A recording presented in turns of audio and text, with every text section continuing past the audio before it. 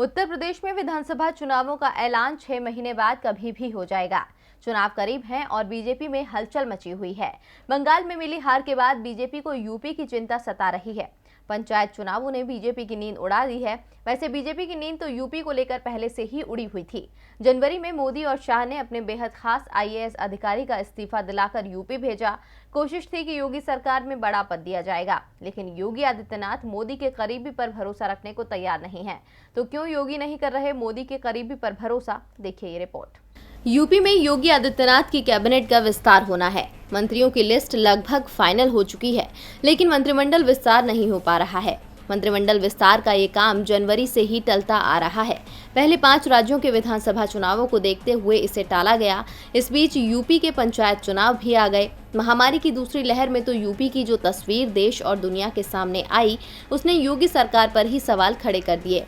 महामारी के दौरान सवालों में केंद्र सरकार भी रही, जिस कारण पीएम मोदी और सीएम योगी आदित्यनाथ की लोकप्रियता में जबरदस्त कमी आई। संघ ने भी अपनी रिपोर्ट में बताया कि यूपी में स्थिति ठीक नहीं है।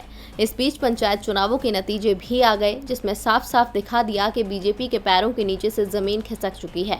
वैसे भी समाज के कई वर्ग योगी सरकार के फैसले से नाराज दिखाई दे रहे थे। खासतौर पर भूमिहार जाति के नेता मनोज सिन्हा, जिन्हें पहले यूपी में सीएम पद का दावेदार माना गया और फिर उन्हें पूरी तरह से उपेक्षित कर दिया गया।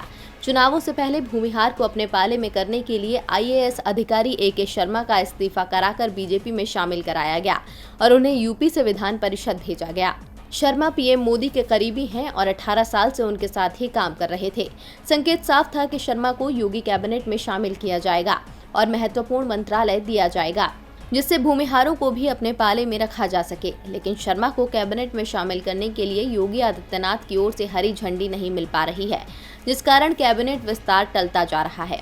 योगी शर्मा को मंत्रिमंडल में शामिल करने के लिए अब तैयार तो हो गए हैं, लेकिन मंत्रालय पर पेंच फंस गया है। AK शर्मा कम महत्वपूर्ण विभाग का मंत्रालय स्वीकार करने को तैयार नहीं है। पीएम के करीबी के साथ योगी के इस व्यवहार का असर पीएम और योगी आदित्यनाथ के रिश्तों में भी दिखाई दे रहा है। आज योगी आदित्यनाथ का जन्मदिन था। आमतौर पर अपने विरोधियों को भी इस मौके पर बधाई संदेश देने वाले देश के प्रधानमंत्री ने योगी के जन्मदिन को लेकर कोई शुभकामना संदेश नहीं दिया। गृह मंत्री की ओर से भी कुछ ऐसा ही किया गया। DB लाइव की रिपोर्ट।